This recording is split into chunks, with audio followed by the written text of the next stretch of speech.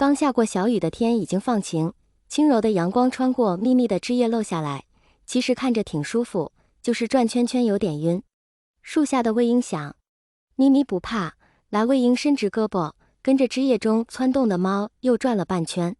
枝丫上蹲着一只精致的布偶猫，透过叶子露出半张小脸和耳朵，看起来身量不高，还是个半大的小猫，但它十分淡定，瞅着树下的魏婴歪了歪脑袋，终于往下一跃。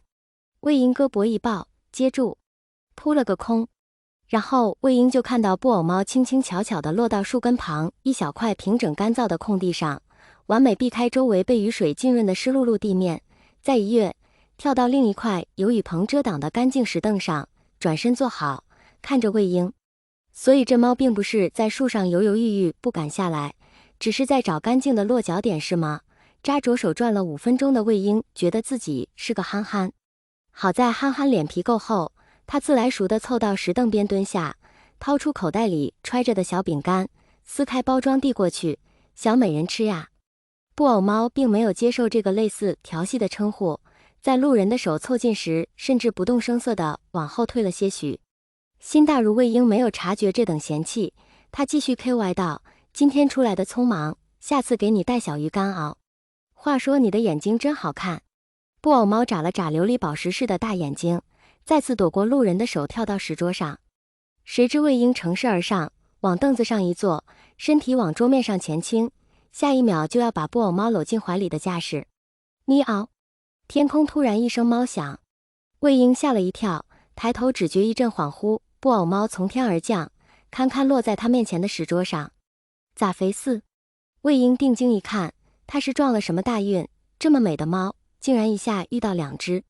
2只猫十分相似，均是毛色雪白顺滑，五官优美，但体格不同。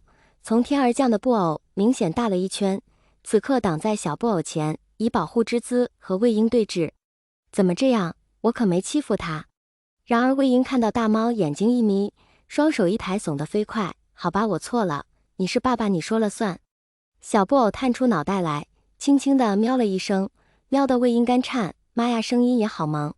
大猫耳朵动了动，这才弯曲后腿坐下，礼貌地冲魏婴一点头。我大概是饿傻了，竟然看出猫有礼貌。魏婴木然地把饼干塞进嘴里。不过不管他是不是脑补过度，和大猫瞬息中的变化做对比，一直淡定优雅的小猫，着实让人感受了一把什么是面无喵情。阿焕、阿占，吃饭了。咦？2猫一人均顺着苍老的声音望去，一个颤颤巍巍的老婆婆端着一只硕大的猫食盆搁在门口。这片老区不少和老婆婆一样颤颤巍巍的破旧平房，以至于魏婴先前都没注意到这里还有住户。2只猫先后跳下石桌，跑到老婆婆脚下，一大一小2个小脑袋凑在一起吃了起来。原来这2只猫有主啊，我就说嘛，这么好看的猫，我一个孤零零的糟老婆子，可就指着这2只猫陪着我了。老婆婆耳力却还好。魏婴笑眯眯凑上去，奶奶，您刚刚说他们俩叫什么名字呀？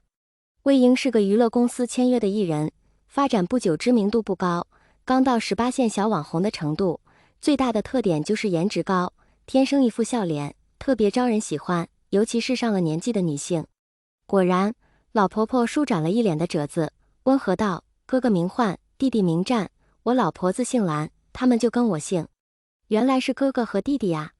魏婴蹲在一旁，没敢上手摸打扰猫们吃饭，又仰头道：蓝占、蓝焕，奶奶起的名字太好听了吧，一定是文化人。老婆婆笑的褶子更多了。魏婴第2次路过的时候就顺利混进了蓝奶奶家里。小布偶阿占一个没留神被魏婴捞到怀里，魏婴一只胳膊环抱着猫暖乎乎的小身体，另一只手准确地卡住它意图往外爬的前爪，使得猫使不上力，逃脱不得。猫挣了好几下，还要维持着不咬人的矜持，终于忍不住咪了一声求救。奶奶果真是文化人啊。魏婴看着一面墙那么大柜子满满当当的书，和桌面上杂七杂八的字稿感叹，同时偷摸轻揉了一把猫的肚肚。好软。喵。哎呀！大猫从柜子顶上跳下，一尾巴准确地呼了魏婴一耳光，成功让他松手，把弟弟救了出来。大猫叼着小猫放到软垫上。魏婴机遇下跪，猫哥，我错了，猫哥。蓝奶奶难得看到年轻人和猫也能玩得这么热闹，忍不住咯咯笑出声。她当了一辈子的语文老师，却独独没有教育好两儿一女，年迈退休这些年，子女先来陪伴，偶尔探望还都惦记着她有多少存款。蓝奶奶干脆断了和子女的联系，眼不见为净，只养了2只猫，不至于太孤独。据说就为这还被子女埋怨老太婆没人性，有钱喂猫不给他们。魏莹蹲在门边，无意中听邻居八卦完，举着逗猫棒在小布偶脸前晃悠，嘀咕道：“他们一定是瞎，才看不到这小破屋子里除了你和猫哥，一件值钱玩意儿都没有，对不对？”小布偶身姿端庄，但是不管怎么转头，逗猫棒都跟着出现在他眼前，避都避不开。大布偶叼着小圆饼干溜达过来，魏莹心里一激灵，刚要收回作恶的手，却见他步履逐渐放缓，用审视的眼光绕着魏婴和阿战走了一圈，竟然趴下来闲闲地开始舔饼干。咦，焕哥竟然不揍我了！魏无羡出手如电挠了挠小布偶的下巴，你哥喜欢饼干胜过你。话因为落迅疾如风的焕哥和终于反抗的阿战同时拍了魏婴一爪子。喵！哎呀！于是魏婴没通告的时候就时不时溜过来陪陪蓝奶奶，帮她垫垫桌角，修修冰箱什么的，当然也是为了玩猫猫。魏婴忍痛斥巨资买下堪称一口让猫咪上瘾的进口高级猫粮，妄图先抓住猫美人的胃，再抓她的心。这么难吃吗？看到阿战依旧有推开盛满高级猫粮的碟子，转而埋头蓝奶奶端出的食盆，魏婴听到心碎的声音。奶奶拍拍魏婴肩膀，自豪道：“他们和我吃一样的呀，店里卖的他们不要的。奶奶做的菜魏婴吃过，除了素就是蛋，猫不是吃肉的吗？”最后猫粮都送了好哥们儿江城家里养的狗。小猫长得飞快，不过几周，阿战和哥哥就长得几乎一模一样了，不过魏婴总能区分开他们。除了哥哥是蓝灰色的眼睛，弟弟是浅琉璃色，两猫的性格也大相径庭。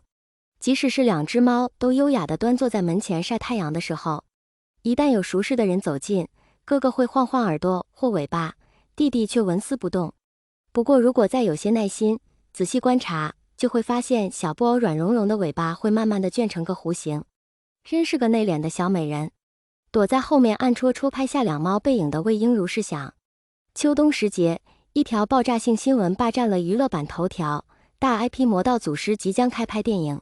更令人津津乐道的是，一贯低调谨慎的导演沈清秋此次一改往日作风，大胆启用新人魏婴，一个没什么名气的小鲜肉做男主。而双男主之2则请来了新晋影帝花城，可以说无论是话题度还是热度，都实打实的把尚未开拍的电影捧上了数次热议。